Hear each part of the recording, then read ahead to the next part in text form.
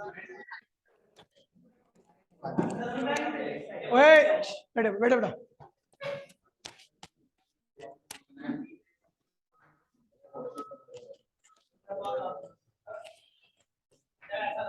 ओए देखिए भैया, तो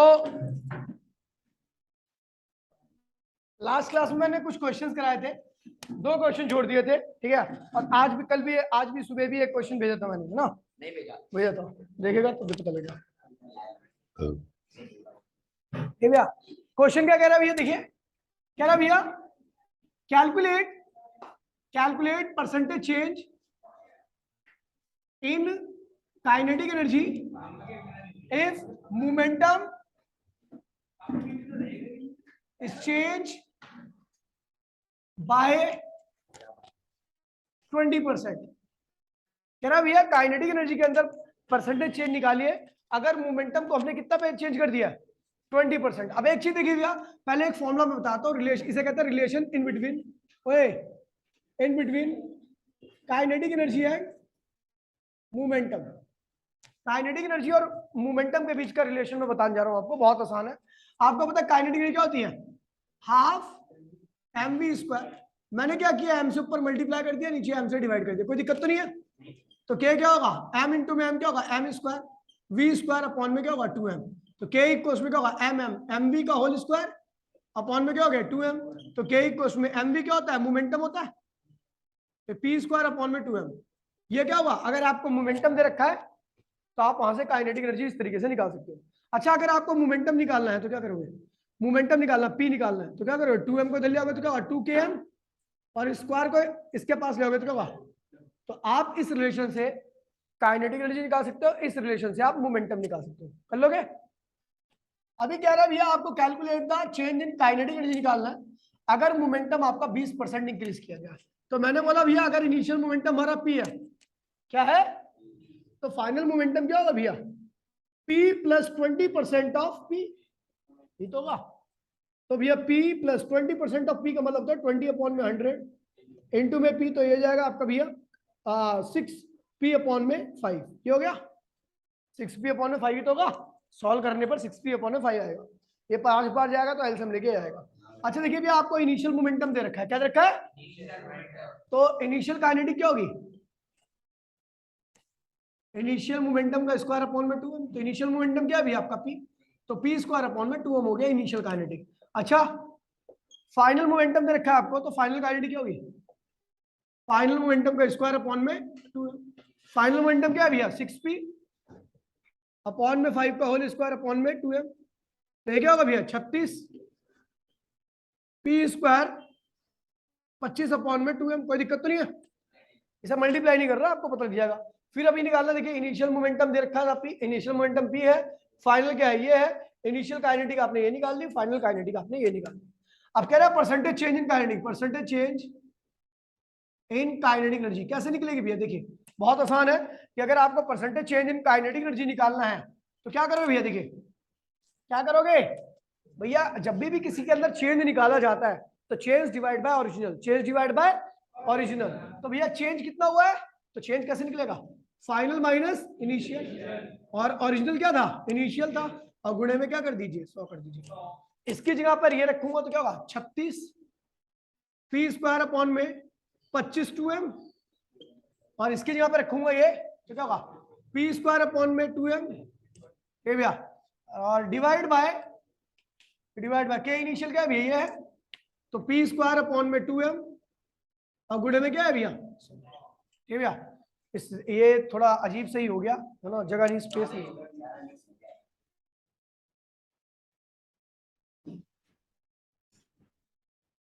ठीक है भैया, मैं बता दे रहा हूं आपको, के फाइनल की यहाँ पे ये वाला मोमेंटम रखना, ये वाला यहाँ पर, के इनिशियल की यहाँ पर आप ये वाला मोमेंटम रखना। इनिशियल यहाँ पर है, गुणे में 100 करोगे तो आपका आंसर जो आएगा वो 44% आएगा। कर लोगे, सॉल्व कर लोगे ना, कि कुछ नहीं, आप इसमें से P स्क्वायर अपॉन में 2m, P स्क्वायर अपॉन में 2m कॉमन लेना, सब कुछ हो जाएगा आपका। ठीक है भैया, हो जाएगा। चलो भैया करें, आगे बढ़ो, फोटो ले लो भाई, फोटो ले बढ़िया से।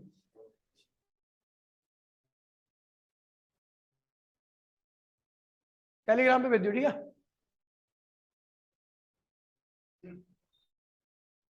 चलो अगला क्वेश्चन है भैया, सेम इसी का ही है। कह रहा है भैया कैलकुलेट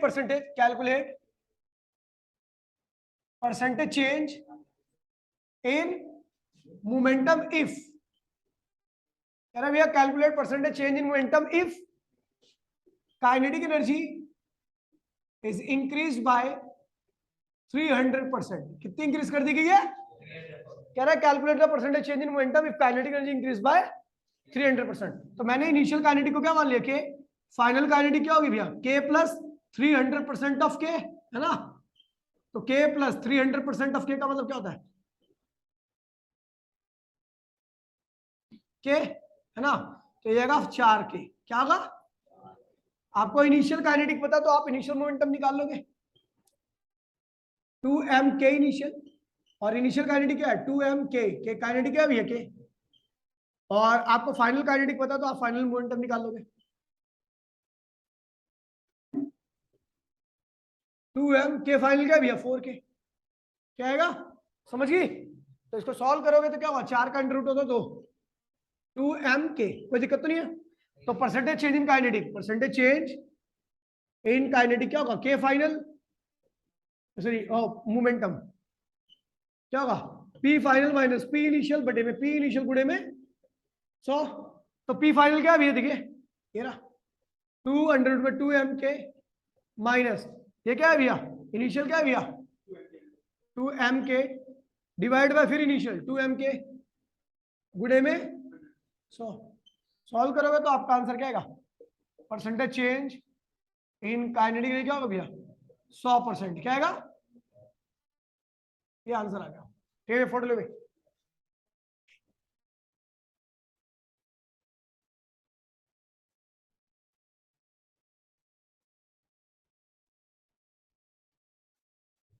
चलो ये आगे बढ़ते हैं। कह रहा भैया देखिए अगला, शेयर कर दे टेलीग्राम पे तुरंत ही तुरंत, ठीक है। हाँ। कह रहा भैया एक क्वेश्चन है मैंने भेज रखा है, एक इंक्लाइन प्लेन है, इसका जो हाइट है वो 5 मीटर है और इसका जो हाइपोटेन्यूस है वो 10 मीटर है। क्या है? 10 मीटर, 10 मीटर, ठीक है। इसमें कई सारे पार्ट है, मैं 2 पार्ट कराऊंगा, बाकी 3 पार्ट, 2 पार्ट आपको होमवर्क करने के लिए दे रहा हूँ, ठीक है भैया। देखिए कह रहा भैया इसका थीटा क्या होगा, तो आपको पता है हाइपोटेन्यूस दे रखा है, परपेंडिकुलर दे रखा है, तो आपको पता है साइन थीटा क्या होगा? परपेंडिकुलर कोण में हाइपोटेन्यूस, परपेंडिकुलर क्या है 5, हाइपोटेन्यूस क्या है 10, तो क्या होगा 1/2 साइन थीटा 1/2 आ रहा, तो थीटा क्या होगा? 30 डिग्री। क्या होगा? है ना। तो थीटा क्या है? 30 डिग्री। कह रहे हैं इसके ऊपर एक ब्लॉक है, हटा दे रहा हूँ उसको, समझ जाओ, ठीक है। A B C, A B की वैल्यू क्या रखी है? 10 मीटर, क्या है? और बी सी की वैल्यू क्या रखी है? 5 मीटर, ठीक है।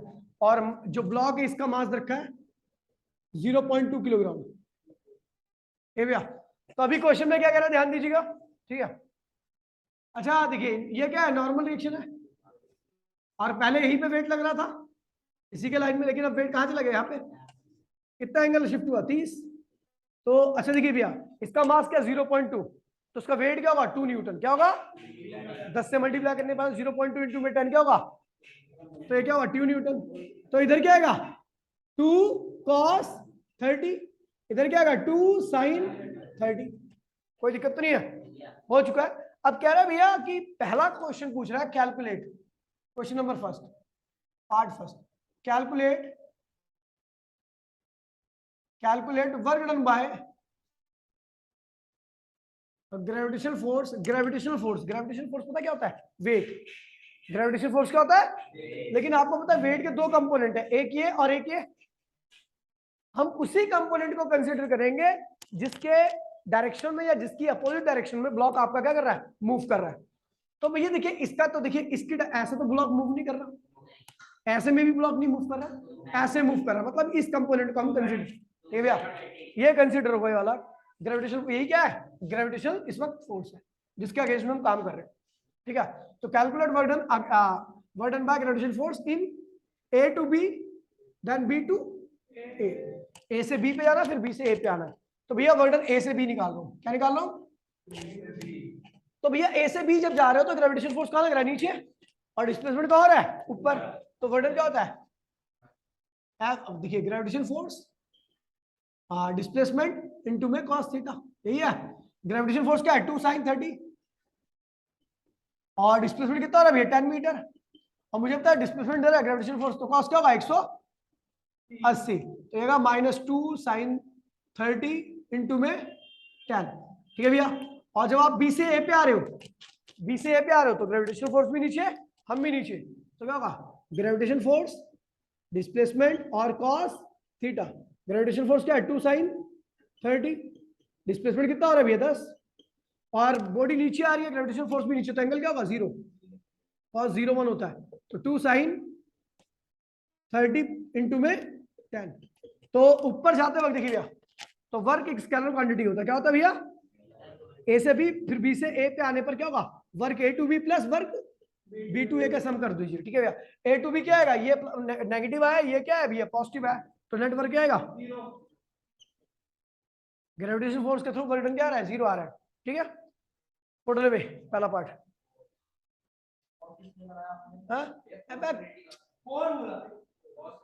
अब जब तू ऊपर जा रहा है तो ग्रेविटेशन फोर्स नीचे और तेरा डिस्प्लेसमेंट क्या है? ऊपर। दोनों अपोजिट है, तो अपोजिट वेक्टर्स के बीच में एंगल 180 बनता है।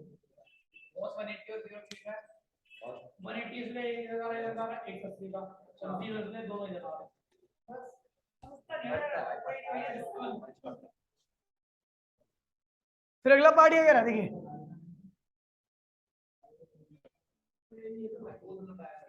देखिए फिर सेकंड पार्ट में कह रहा है, ध्यान दीजिए प्लीज। ठीक है भैया। सेकंड पार्ट में कह रहा है कि भैया बॉडी जो है आपकी ना, वो अप्लाइड फोर्स के थ्रू कितना वर्डन करेगी ऊपर जाने में, नीचे आने में। तो वर्डन बाय अप्लाइड फोर्स। तो ए से बी की बात कर रहा हूं मैं। ए से बी की बात करूंगा तो इसका वर्डन ए से बी क्या होगा? फोर्स ए बी इंटू में डिस्प्लेसमेंट, कोई दिक्कत तो नहीं है? ठीक है भैया। और cos थीटा। आपका एफ ए बी, देखिए जब भी आप ऊपर जा रहे होगे तो अप्लाइड फोर्स यहां पे लगाओगे। आपको पता है जब बॉडी ऊपर जा रही है तो फ्रिक्शन क्या होगा? नीचे आएगा। देखिए पहले केस में फ्रिक्शन नहीं लिया था, क्योंकि उस केस में केवल ये बोल रहा था कि ग्रेविटेशन फोर्स ने कितना वर्क किया, ग्रेविटेशन फोर्स ने, तो केवल ग्रेविटेशन फोर्स ले रहा हूं। अप्लाइड फोर्स में मैं सबको लेके चलूंगा, ग्रेविटेशन फोर्स को भी और फ्रिक्शन फोर्स को भी। ठीक है भैया, ध्यान रखना। तो जब बॉडी ऊपर जा रही थी ए से बी में, तो भैया फोर्स ऊपर लग रहा होगा अप्लाइड फोर्स, और फ्रिक्शन और ग्रेविटेशन फोर्स क्या लग रहा होगा? नीचे लग रहा होगा। ठीक है। तो हेयर एफ ए बी क्या होगा? बराबर किसके होगा? 2 sin 30 plus friction force. 2 sin 30 friction force क्या होता है? म्यू इंटू में एन होता है। 2 sin 30 बोले तो 1/2। और फ्रिक्शन फोर्स क्या है? 0.3, 0.15 दे रखा है आपको क्वेश्चन में, 0.15 दे रखा है। ठीक है। और नॉर्मल रिएक्शन क्या है भैया? 2 cos, कोई दिक्कत तो नहीं भैया? नॉर्मल रिएक्शन क्या है? 2 cos 30। 2 से 2 कैंसिल हो गया, 1 प्लस 0.15 और 2, और cos 30 का 3/2, 2 से 2 फिर क्या होगा? कैंसिल हो गया। तो 1 प्लस 0.15 इंटू में क्या होगा भैया? ये क्या होगा? 1.71। 1 सॉल्व करोगे तो भैया क्या आएगा? जल्दी बताइए। एफ ए बी आ गया आपका। बोल अब कैलकुलेटर में कर ले, फोन चला रहा है 24 घंटा। मैं कैलकुलेटर निकल अपना तुम्हें, ये मल्टीप्लाई कर पहले। 2 न्यूटन ये आ रहा है। और सुन ले, अप्लाइड जब बॉडी ऊपर जा रही थी तो अप्लाइड फोर्स आपका ये आ रहा है। ठीक है। जब बॉडी ऊपर जा रही है, अप्लाइड फोर्स की वैल्यू ये है, तो वर्डन क्या होगा? अप्लाइड फोर्स क्या है? 2.86। बॉडी का डिस्प्लेसमेंट क्या हो रहा है? 10, तो आएगा 28.6 जूल। कोई दिक्कत तो नहीं है? ठीक है। जब ऊपर जा रही है, अगला करो मिटाओ।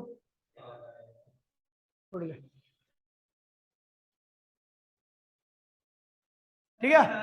अब बॉडी क्या होगी? नीचे आएगी। अब बॉडी क्या होगी? नीचे आएगी, यानी बी से ए पे क्या आएगी? फिर आपको क्या निकालना पड़ेगा? बी से ए का अप्लाइड फोर्स। ये भैया चलो मिटाओ।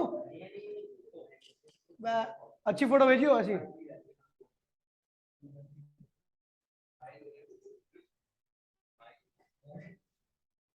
स्माइल क्या करेंगे देखिए। देखिए भैया, जब आपकी बॉडी नीचे आ रही है, ध्यान दीजिए नीचे आएगी, तो अप्लाइड फोर्स कहां लगाना पड़ेगा? नीचे। तो ये अप्लाइड फोर्स और ये फोर्स, अब फ्रिक्शन कहां लगेगा? ऊपर लगेगा। जब बॉडी नीचे आ रही है तो फ्रिक्शन फोर्स क्या लगेगा? उल्टा लगेगा। तो यहाँ पर अप्लाइड फोर्स और ये दोनों एक डायरेक्शन में होंगे, इन दोनों का सम क्या होगा? फ्रिक्शन से ज्यादा होना चाहिए, यानी क्या होगा? हेयर एफ बी ए जो होना चाहिए वो क्या होना चाहिए? यानी ये अप्लाइड फोर्स है एफ बी ए, वो किसके बराबर होना चाहिए? इसके 2 sin 30 प्लस फ्रिक्शन फोर्स। अरे यार क्या लिख रहा है? अप्लाइड फोर्स और इसकी डायरेक्शन क्या है? सेम है, यानी क्या होगा? एफ बी ए प्लस 2 sin 30 बराबर में क्या होना चाहिए भैया? फ्रिक्शन से ज्यादा होना चाहिए। वैसे ज्यादा वाला कुछ भी हो सकता है, लेकिन हम बराबर वाले लेके चलते हैं। तो एफ बी ए क्या होगा? F minus 2 sin 30। Friction force क्या होता है? Mu into man minus 2 sin 30। Mu क्या है? 0.15। एन क्या है भैया? 2 sin cos 30 माइनस 2 sin 30। ये भैया, तो ये हो जाएगा। इसको सॉल्व कीजिए, इसको मल्टीप्लाई करके आया था 0.15 2 ये इंटू में √3 अपॉन में 2 से 2 कैंसिल हो गया, माइनस ये क्या आया था? 1 आया था। इसको सॉल्व करोगे तो क्या आएगा? 1 आएगा। बताइए कितना आ रहा है? अब 0.15 इंटू में 0.15 इंटू में 1.71 माइनस 1 कितना आ रहा है? पिछले वाला का रिजल्ट क्या था? 2.8। तो इसका आएगा 0.8 न्यूटन। इतना फोर्स आ रहा है, 0.8 न्यूटन आएगा। ठीक है भैया, तो आपका वर्क क्या होगा? ये आ गया, इस फोर्स की वैल्यू 0.8। डिस्प्लेसमेंट कितना होगा भैया? 10 मीटर का। और आपको पता है भैया कॉस यहाँ पर 1 ही होगा, क्योंकि अप्लाइड फोर्स नीचे लग रहा है, डिस्प्लेसमेंट क्या हो रहा है भैया? नीचे लग रहा है। तो क्या होगा? 8 जूल नीचे आने में कम वर्क डन हुआ। ठीक है भैया, फोटो ले।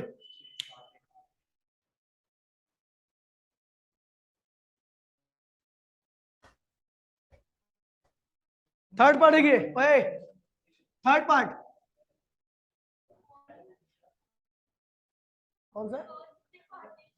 6 पार्ट है। देखिए भैया, work done by friction force. बहुत मारू भैया, फ्रिक्शन फोर्स कितना वर्डन करेगा? तो जब ये बोलेगा फ्रिक्शन फोर्स कितना वर्डन करेगा, तो आप उस केस में केवल फ्रिक्शन फोर्स को कंसीडर करोगे। जब ये बोलेगा अप्लाइड फोर्स में आपने सबको कंसीडर किया, ग्रेविटेशनल फोर्स में केवल उसको किया। जब आपको फ्रिक्शन फोर्स बोलेगा तो केवल फ्रिक्शन फोर्स को ही कंसीडर करना है। तो भैया फ्रिक्शन फोर्स लग की तरह म्यू इनटू मैन होता है, और म्यू क्या होता है? 0.15। एन क्या है भैया? 2 cos 30। तो 0.15 2 √3 अपॉन में 2, तो क्या हो? 0.15 √3 कितना आएगा भैया? 1.75 है। क्या है भैया? क्या आएगा? जल्दी बता यार।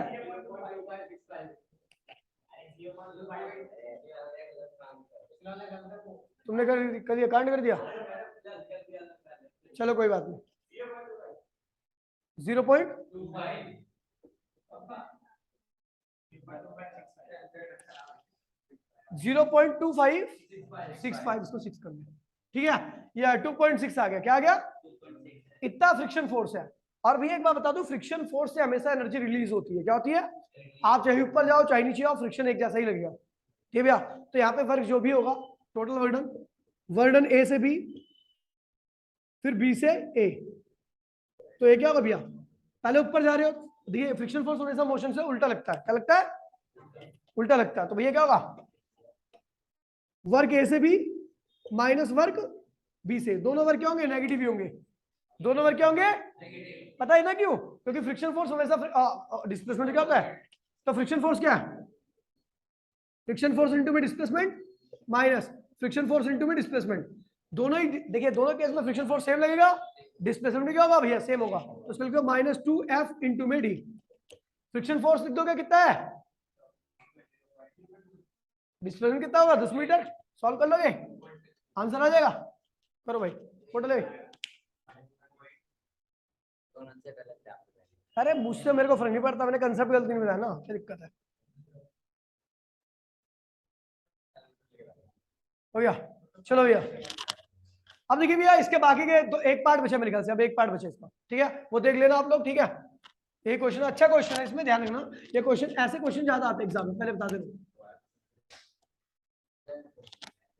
ठीक है। हाँ? भेज दिया ना व्हाट्सएप पे, देखेगी।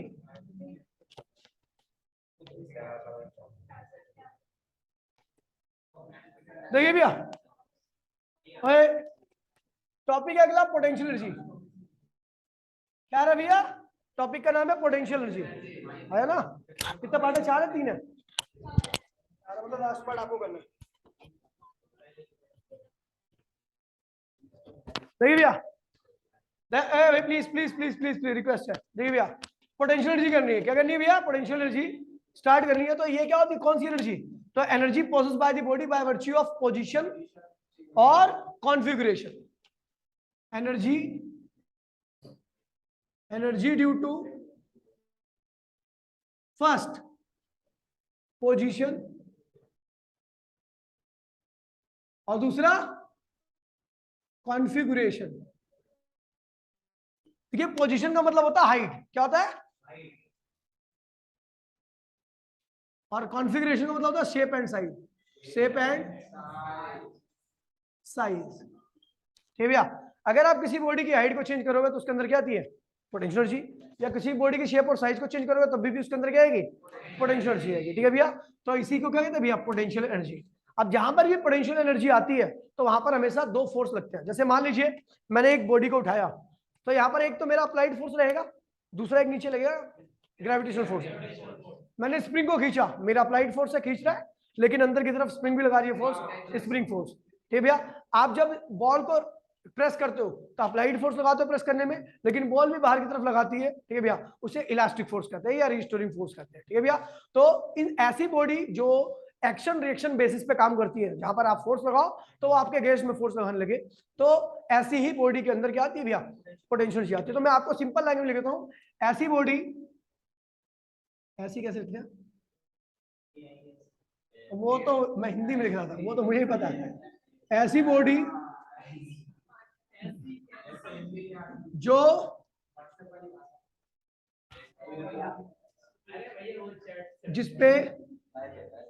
जिसपे 2 फोर्स एक टाइम पर लगे, एक टाइम पर लगे,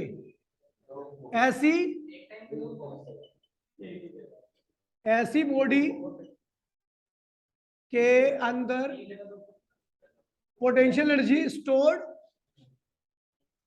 होगी। कह रहा भैया ऐसी बॉडी जिस पर 2 फोर्स एक टाइम पर लगे, ऐसी बॉडी के अंदर पोटेंशियल एनर्जी स्टोर्ड होगी, जीरो नहीं होगी, स्टोर्ड होगी, हाँ ठीक है भैया। और पोटेंशियल एनर्जी पहला पॉइंट ये है। दूसरा, पोटेंशियल एनर्जी हमेशा हमेशा सिस्टम को रिस्टोर करती है, रिस्टोर, समझे भैया कैसे। आप जब किसी बॉडी को उठाओगे तो भैया आप अप्लाइड फोर्स लगा रहे हो ऊपर की तरफ, नीचे लग रहा है ग्रेविटेशनल फोर्स, इसके अंदर क्या आएगी, पोटेंशियल एनर्जी। जैसे छोड़ोगे तो पोटेंशियल एनर्जी क्या आएगी, इसको नीचे ले आएगी, ठीक है। आप स्प्रिंग को, अब ग्रेविटी छोड़ना, मैं पोटेंशियल एनर्जी की बात कर रहा हूँ।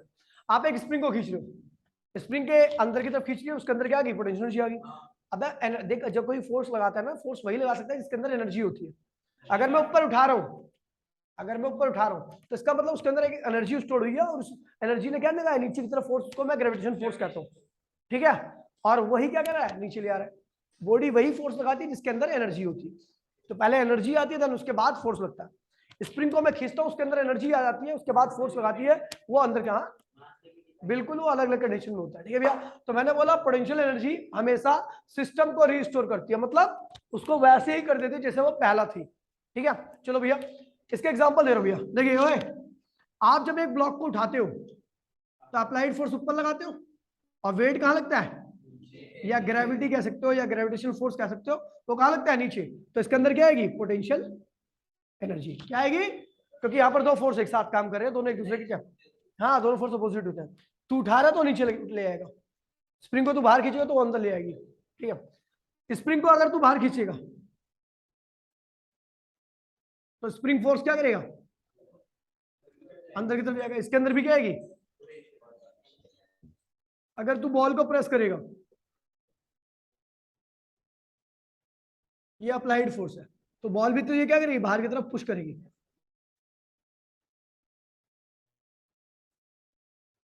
इसे कहते हैं इलास्टिक फोर्स। क्या कहते हैं, इलास्टिक, ईएफ, इलास्टिक फोर्स। ठीक है भैया, तो ये आपके एग्जाम्पल है। फोटो खींच भाई, फोटो खींच।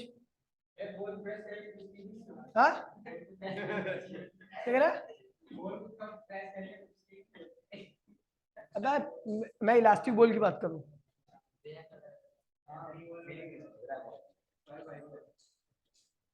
ठीक है,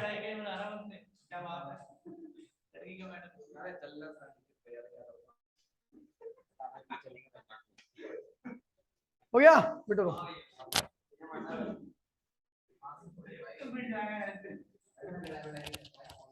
एग्जाम्पल देखिए भैया,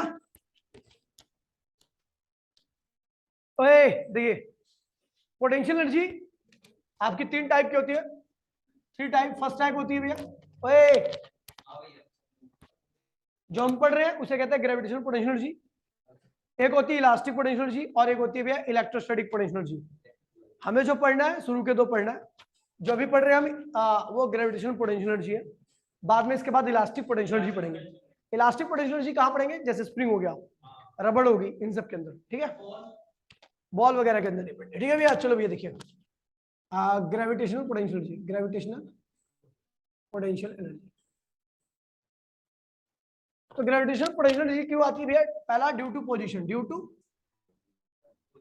पोजीशन, बोले तो हाइट, बोले तो, और दूसरी क्यों आती है, due to configuration, due to shape and size. ये शेप और साइज की वजह से। अब देखिए भैया, पोजीशन की वजह से इसके एग्जांपल देखते हैं। एग्जांपल फर्स्ट, ठीक है भैया, अगर आप किसी भी बॉडी को ऊपर उठाते हो, एक पत्थर पे रखी वो छत पे रखी बॉडी के पास क्या होती है भैया, पोटेंशियल एनर्जी होती है। जब आप उसको छोड़ोगे तो उसी एनर्जी की वजह से वो क्या होता है, पत्थर नीचे आ रहा है। ठीक है, ठीक है, सर फट जाता है। ठीक है भैया, इसके भी और दूसरा एग्जांपल क्या है भैया, कि आप डैम देखते हो, डैम जो होता है, डैम, डैम में पानी बहुत हाइट तक ले जाते हैं। हाइट बढ़ने से क्या होता है, उसकी पोटेंशियल एनर्जी क्या होती है, बढ़िया। जैसे ही गेट खुलता है तो वहां से डैम का पानी क्या होता है, बहुत तेजी से निकलता है, और वो टर्बाइन वगैरह को क्या करता है, चलाता है, उससे इलेक्ट्रिसिटी जनरेट होती है। ये पोटेंशियल ड्यू टू हाइट हो गया। Potential energy due to configuration, इसका बहुत सिंपल एग्जांपल है भैया, देखिए धनुष होता है, धनुष को जब आप खींचते हो तो उसकी शेप क्या होती है, चेंज हो जाती है। जैसे शेप चेंज होगी तो उसके अंदर क्या है, एनर्जी। जैसे ही छोड़ोगे वो एनर्जी क्या करेगी, वो काइनेटिक में कन्वर्ट कर देगी, और एरो को क्या करेगी, बहुत तेज स्पीड से आगे ले जाएगी। ठीक है, टॉय कार देखिए, टॉय कार, टॉय कार को पीछे करते हैं, फिर तो आगे भागती है, आगे पीछे खींचते हैं, फिर वो क्या होती है भैया, आगे भागती है। ऐसा करने से क्या होता है, टॉय की स्प्रिंग की कॉन्फ़िगरेशन क्या होती है, चेंज हो जाती है। और जब टॉय की स्प्रिंग की कॉन्फ़िगरेशन चेंज हो जाएगी तो क्या होगा भैया, आपका उसके अंदर पोटेंशियल एनर्जी आएगी। ठीक है भैया, समझ गया। इसका एग्जांपल है body placed on, body placed on the roof has some potential energy when it allow to fall down it do some work। समझ गए भैया, बहुत मारूंगा अभी, फोन वन बंद कर ले, इसे तोड़ दूंगा फोन। कह रहा बॉडी जो छत पे ऊपर रखी गई है उसके अंदर क्या होती है, पोटेंशियल एनर्जी होती है। जब उसको गिरने के लिए छोड़ दिया जाता तो कुछ वर्क करती है, और वर्क क्या करेगी, सर फोड़ देगी, सर फोड़ देगी।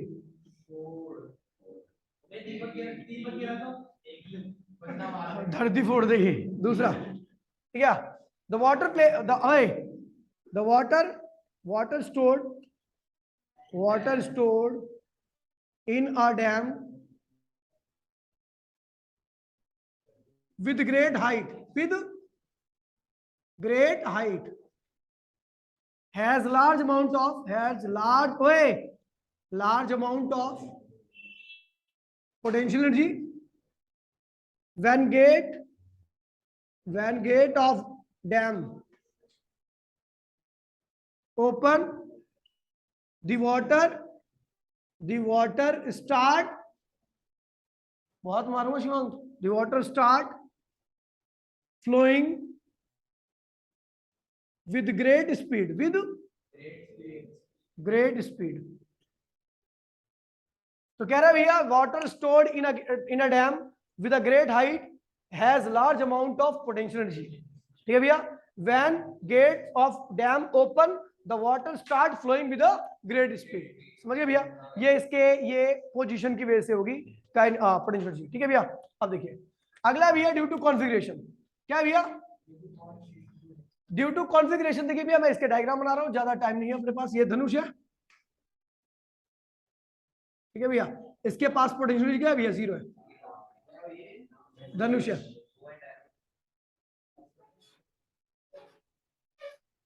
भैया लेकिन जैसे क्या किया भैया, आपने इसको खींच दिया बहुत ज्यादा,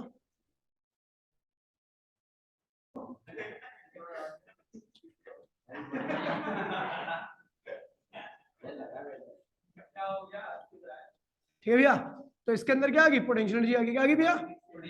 ग्रेटर देन 0। और उसकी वजह से क्या होगा? Arrow move with large kinetic energy. ठीक है भैया, एरो बहुत तेजी से काइनेटिक एनर्जी से क्या होगा भैया? आगे की तरफ निकलेगा। समझ गए भैया? फोटो खींच ले भाई। टॉय कार का भी एग्जांपल, बस बस टॉय कार का एग्जांपल भी देख लीजिए, इसमें टॉय कार का भी एग्जांपल है। अरे भाई बात करूंगा अभी क्लास में। अरे भाई भाई यहाँ पे मत कर, फोन काट दे पहले, जा बाहर निकल। ठीक है बिटू, हो गया। अगला भी है gravitation potential, expression of gravitation potential energy.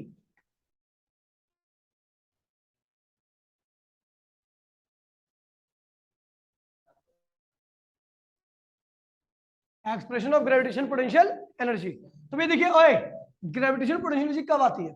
जब कोई बॉडी ग्रेविटेशन फोर्स के अगेंस्ट में काम करती है। When body work against the gravity, जब बॉडी ग्रेविटी के अगेंस्ट में वर्क करती है तो उसके अंदर कौन सी एनर्जी आती है? Gravitational potential energy. एग्जांपल में देखिए भैया, एग्जांपल का एक्सप्रेशन ही कर रहे हैं। ये बॉडी है, इसका वेट क्या है? mg है। आपने ऊपर की तरफ अप्लाइड फोर्स लगा रखा है, इस अप्लाइड फोर्स की वैल्यू क्या होगी? mg से ज्यादा या कम से कम उसके बराबर। बॉडी को आपने कितना उठाया? h। जमीन से कितना उठाया भैया? h। ठीक है भैया, तो डिस्प्लेसमेंट इन बॉडी कितना है भैया? h। ठीक है भैया, डिस्प्लेसमेंट बॉडी के अंदर अप्लाइड फोर्स कितना होगा? फोर्स क्या है भैया? आपका एफ है, उसकी वैल्यू क्या है भैया? mg से ज्यादा या बराबर। हम बराबर वाली कंडीशन लेके चलते हैं। ठीक है भैया, तो वर्क क्या होगा? फोर्स इनटू में डिस्प्लेसमेंट कॉस थीटा। ठीक है भैया, तो अब फोर्स कितना है भैया? mg है। डिस्प्लेसमेंट कितना हुआ भैया? h और कॉस थीटा। देखिए भैया, आपका डिस्प्लेसमेंट भी कहाँ हो रहा है? ऊपर, और आपने फोर्स भी कहाँ लगा रखा है? ऊपर। तो एंगल क्या होगा? 0। फोर्स और अप्लाई डिस्प्लेसमेंट क्या हो रहा है भैया? दोनों की डायरेक्शन क्या सेम है, इसलिए एंगल क्या होगा? 0। तो ये हो जाएगा वर्क, क्या हो जाएगा? mgh। और इस वर्क को ही क्या कहते हैं भैया? Work done against the gravity. इसका ग्रेविटेशनल पोटेंशियल एनर्जी। तो जब भी ग्रेविटेशनल पोटेंशियल एनर्जी का फॉर्मूला आएगा, ग्रेविटेशनल पोटेंशियल एनर्जी, तो क्या होगा? वो mgh के बराबर है। ध्यान रखिए। ठीक है भैया, ठीक है भैया, अगर ध्यान दीजिए, इफ h इक्वल्स टू 0 तो ग्रेविटेशनल पोटेंशियल एनर्जी क्या होगी? ठीक है, इफ ग्रेविटी 0, जहां पर ग्रेविटी है ही नहीं, एक्सेलरेशन ड्यू टू ग्रेविटी है ही नहीं यहाँ पे, तो वहां पर ही पोटेंशियल एनर्जी क्या होगी भैया? 0 रहेगी। करो भाई फोटो ले।